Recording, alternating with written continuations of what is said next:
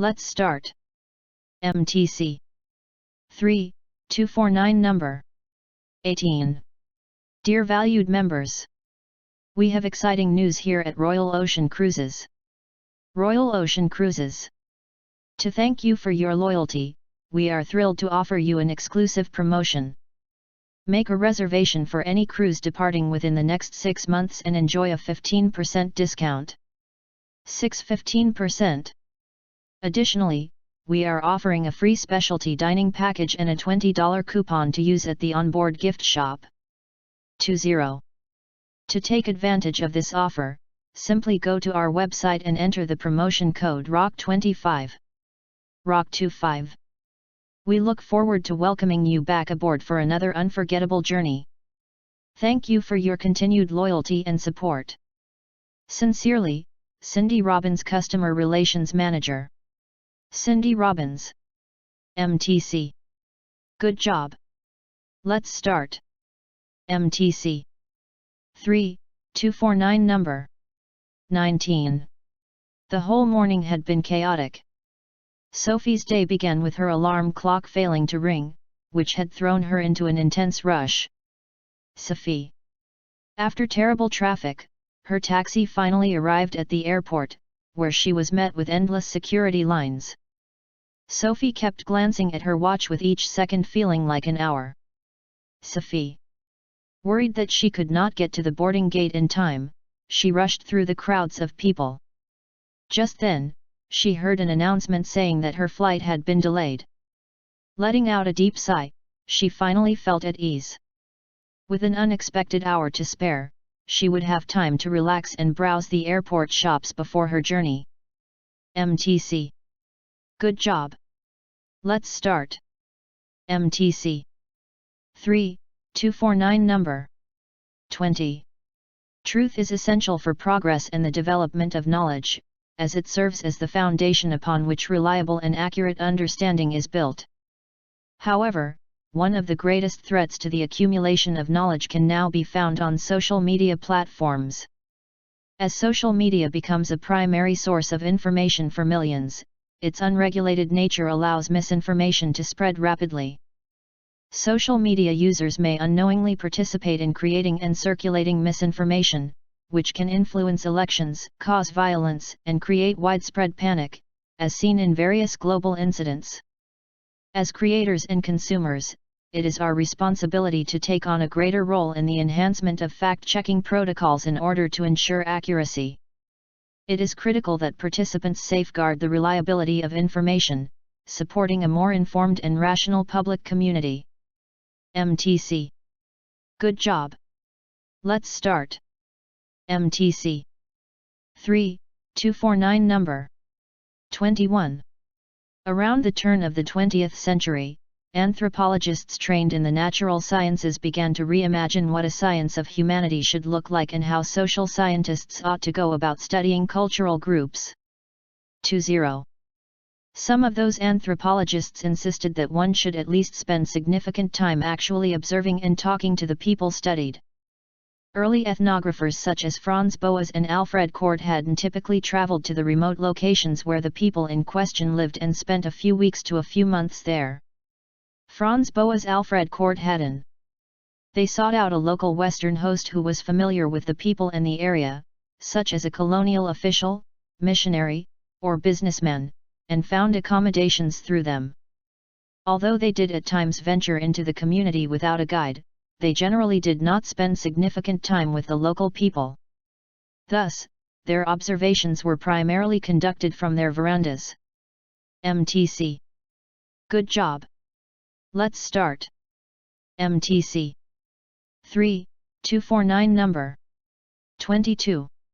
Even though there is good reason to consider a dog a sentient being capable of making choices and plans so that we might suppose it could have conceived of acting otherwise, we're unlikely to think it is wicked and immoral for attacking a child.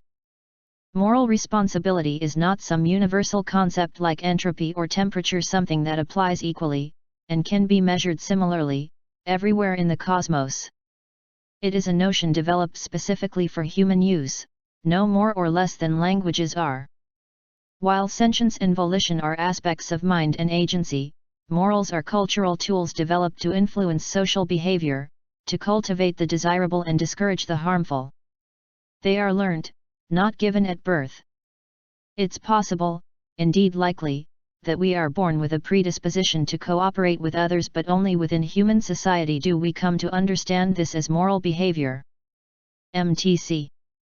Good job. Let's start. MTC 3249 number 23. It is much more natural to be surprised by unusual phenomena like eclipses than ordinary phenomena like falling bodies or the succession of night into day and day into night. Many cultures invented gods to explain these eclipses that shocked, frightened, or surprised them, but very few imagined a god of falling bodies to which they were so accustomed that they did not even notice them. But the reason for eclipses is ultimately the same as that of the succession of night and day, the movement of celestial bodies, which itself is based on the Newtonian law of attraction and how it explains why things fall when we let them go. For the physicist, understanding the ordinary, the habitual, and the frequent thus allows us to account for the frightening and the singular. As such, it was thus necessary to ask why do things fall? And to have Newton's response to understand a broad range of much more bizarre phenomena occurring at every level of the universe. MTC. Good job. Let's start. MTC 3249 number 24. There are good reasons why open office plans have gained currency, but open offices may not be the plan of choice for all times. Instead, the right plan seems to be building a culture of change. Overly rigid habits and conventions, no matter how well considered or well intentioned, threaten innovation. The crucial takeaway from analyzing office plans over time is that the answers keep changing. It might seem that there is a straight line of progress, but it's a myth. Surveying office spaces from the past 80 years, one can see a cycle that repeats. 80. Comparing the offices of the 1940s with contemporary office spaces shows that they have circled back around to essentially the same style, via a period in the 1980s when partitions and cubicles were more the norm. 1940-1980. The technologies and colors may differ, but the 1940s and 2000s plans are alike, right down to the pillars running down the middle. 1940-2000. MTC. Good job. Let's start. MTC 3249 number 26. György Kepes was an artist and educator born in Szalip, Hungary in 1906. György Kepes 1906 Szalip. He studied painting at the Royal Academy of Fine Arts in Budapest, Hungary. Budapest. Then, he studied design and film in Berlin, Germany. Berlin. He went to the United States in 1937, and about a decade later, he started teaching visual design at the Massachusetts Institute of Technology, MIT. 193710, MIT. He founded the Center for Advanced Visual Studies at MIT to form a community composed of artists and scientists. MIT. His exhibition in 1951 titled The New Landscape became the basis of his book The New Landscape in Art and Science, which was published several years later. 1951. In the book, he presented images that were not previously available, captured by the latest scientific devices. In 1995, a museum to house his works was established in Eger, Hungary. 1995 Eger. He was a great pioneer in connecting art and technology. MTC. Good job. Let's start. MTC 3249 number 29. Victorian England is characterized by the full development of the Industrial Revolution. England became the first industrial nation in the world and, by 1850, the first nation to have more people employed in industry than in agriculture. 1850. Expanding trade coincided with the growth of the empire and brought great wealth to Britain, but this wealth was not evenly distributed. Many enterprising individuals, the self-made men, rose from humble origins to positions of wealth and influence, but large sections of the working class were forced into the overcrowded slums of large cities where they worked long hours for low wages in unhealthy conditions. The manufacturing towns of the north of England provided some of the worst examples and inspired such socially conscious novels as Kingsley's Alton Locke, Gaskell's Mary Barton, and Dickens's Hard Times.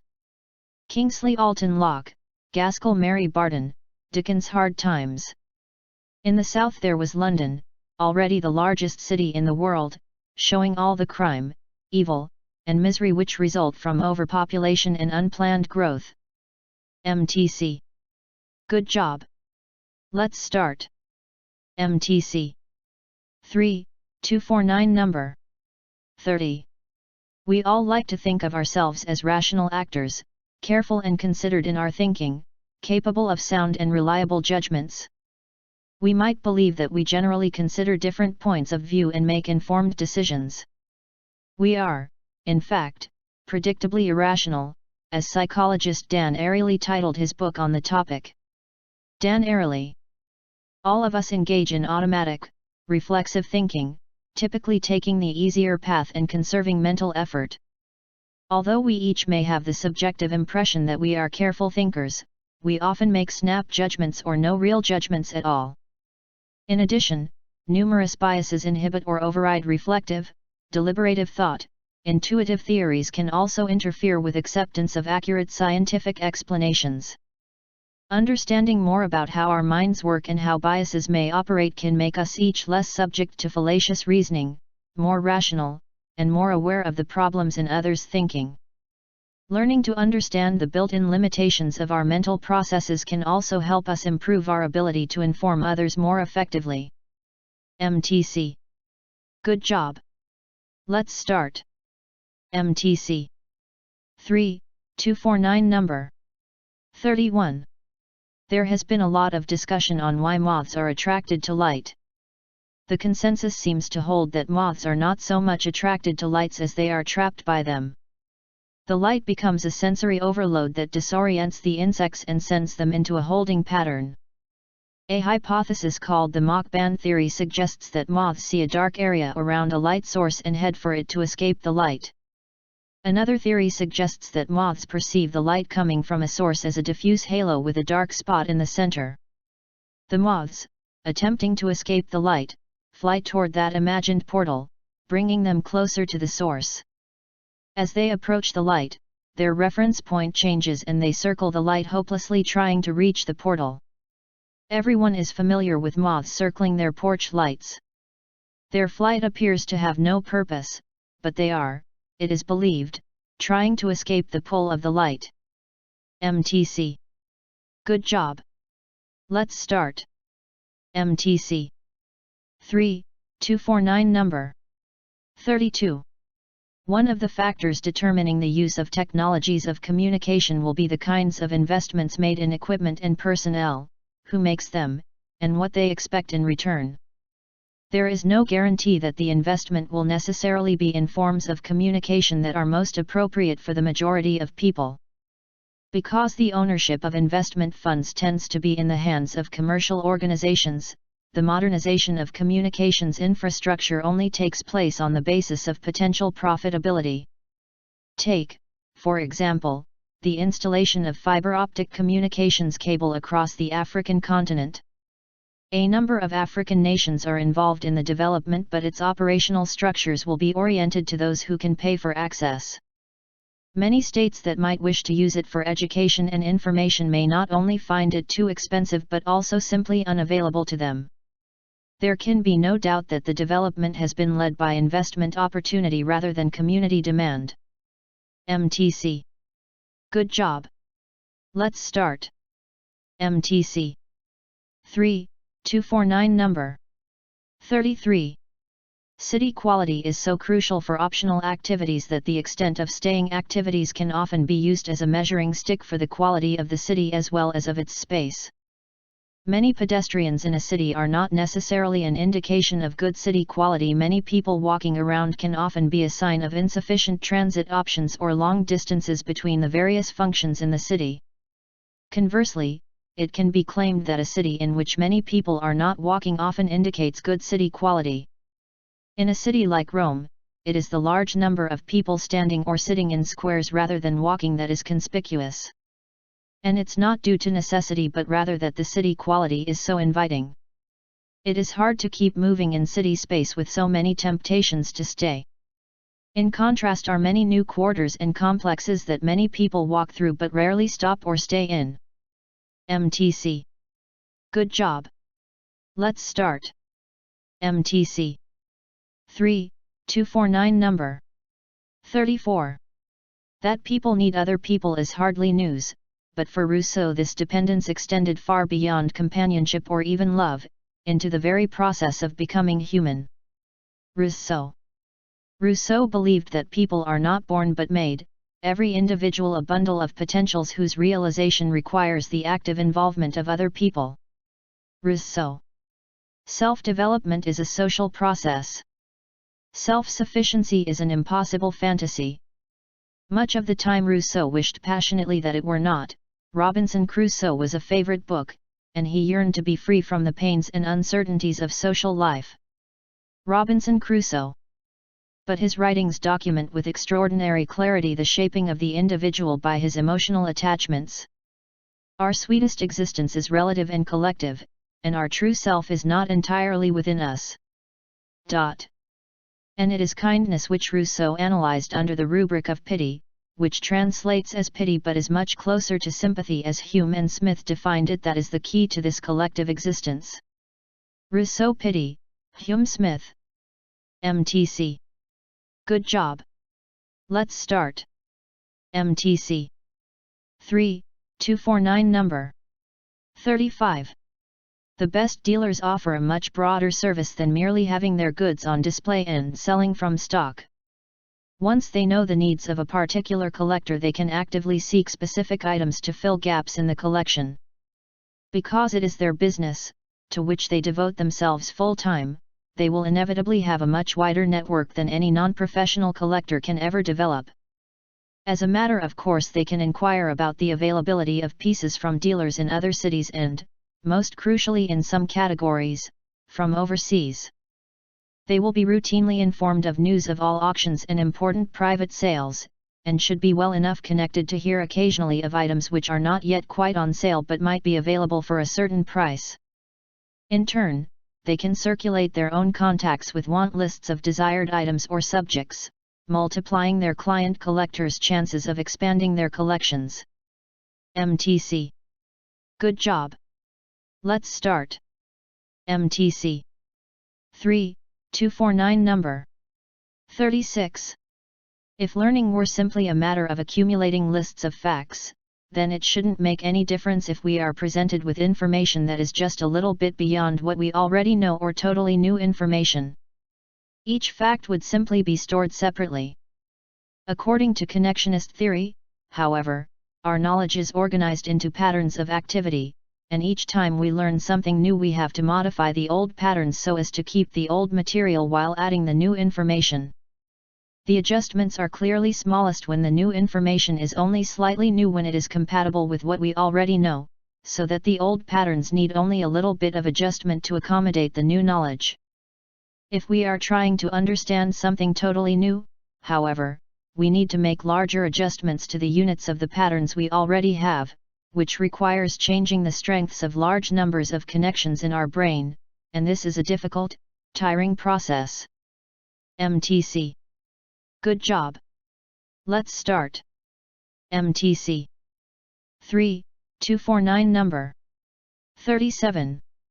The generally close connection between health and what animals want exists because wanting to obtain the right things and wanting to avoid the wrong ones are major ways in which animals keep themselves healthy. Animals have evolved many different ways of maintaining their health and then regaining it again once it has been damaged, such as an ability to heal wounds when they are injured and an amazingly complex immune system for warding off infection. Animals are equally good, however, at dealing with injury and disease before they even happen. They have evolved a complex set of mechanisms for anticipating and avoiding danger altogether.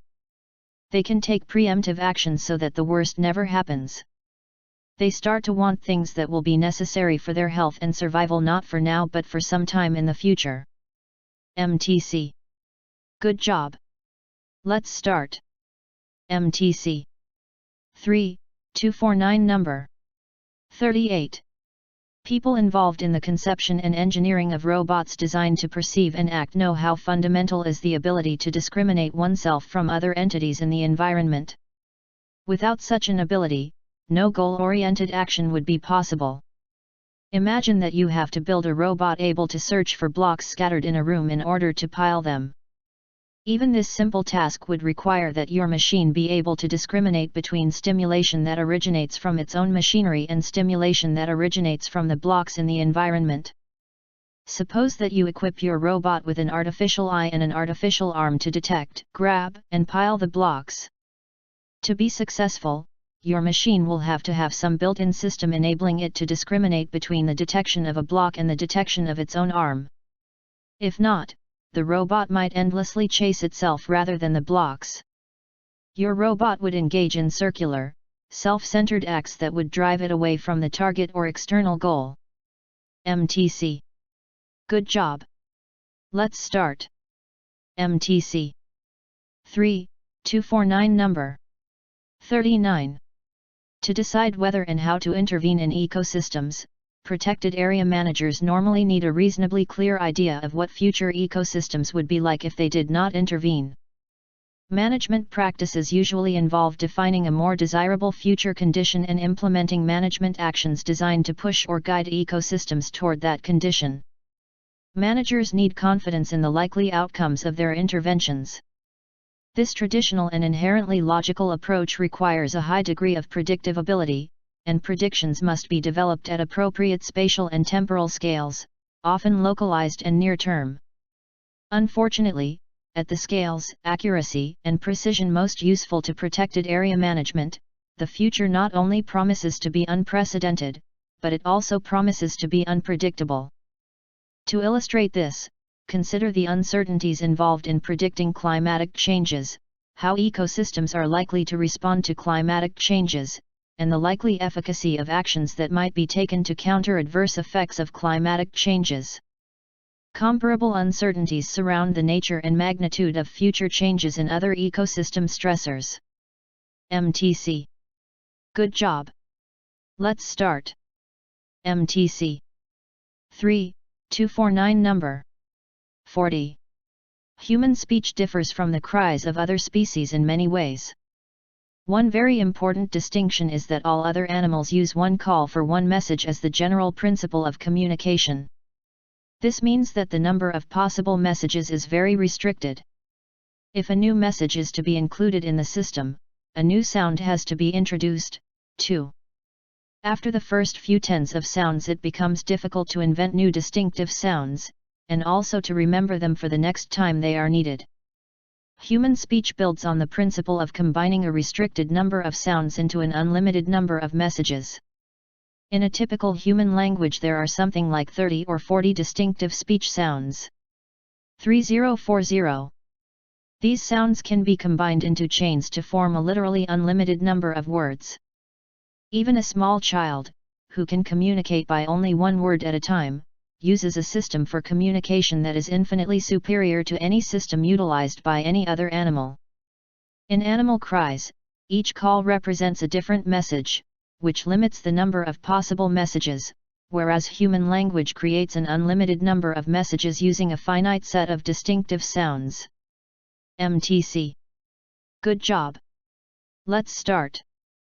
MTC 3249 number 4142. People are correct when they feel that the written poetry of literate societies and the oral poetry of non-literate ones differ considerably from the everyday language spoken in the community. Listeners not only accept the strange use of words, rearrangement of word order, assonance, alliteration, rhythm, rhyme, compression of thought, and so on, they actually expect to find these things in poetry and they are disappointed when poetry does not sound poetic. But those who regard poetry as a different category of language altogether are deaf to the true achievements of the poet. Rather, the poet artfully manipulates the same raw materials of his language as are used in everyday speech. His skill is to find new possibilities in the resources already in the language. In much the same way that people living at the seashore become so accustomed to the sound of waves that they no longer hear it, most of us have become insensitive to the flood tide of words, millions of them every day, that hit our eardrums. One function of poetry is to depict the world with a fresh perception, to make it strange so that we will listen to language once again. But the successful poet never departs so far into the strange world of language that none of his listeners can follow him. He still remains the communicator, the man of speech. MTC. Good job. Let's start. MTC. 3249 number 4345. Helen was thrilled when she received a notification on a second-hand shopping app from a seller named Anna. Anna. For months, she had been looking for a philodendron gloriosum, a Colombian plant with dark, velvety leaves shaped like hearts. Philodendron gloriosum. She had almost given up on getting one. Anna, though, had put one up for sale. Anna. The posting read, "I'm selling my favorite plant, because I'm moving abroad. If you pick it up today from Edencester Heights, you can have it for the current price, which is half the market rate." Edencester Heights. Helen immediately messaged the seller. Helen. Hello. I'm interested in purchasing your plant. If it works for your schedule, I can be there in 10 minutes. 10. Anna replied, "Hi, there. I am at work right now, but my housemate, Julia, can meet you in front of the building." Anna. Julia. Unable to believe her good luck, Helen typed back in excitement, "Great. Helen. I can leave now. I'll wear a black baseball cap." Arriving at the building, Helen could identify Julia by the large paper bag she was holding. Julia. The bag had leaves sticking out of the top. She said, "You must be Julia." Julia. Laughing, the woman said, "Yes. Please take good care of this plant. Anna had it for 6 years, so she considers it family." 6 Anna. From the bag, she pulled out another plant, a tiny one with thick, glossy leaves. "Are you familiar with this? It's called a dragon's tail. My housemate said you could take it too, if you'd like." Helen exclaimed, "Yes, I'd love to." Helen. Please thank Anna for me. Anna. Both are in such wonderful condition. Do you have any tips for keeping them in good shape? Handing over the bag, Julia replied, "I'm not a plant expert, but I know that Anna kept them away from windows to avoid direct sunlight." Julia. Anna. Why don't you message her? She would be happy to offer advice. I'll be sure to do that, Helen said, as she handed over the cash. Helen. MTC. Good job.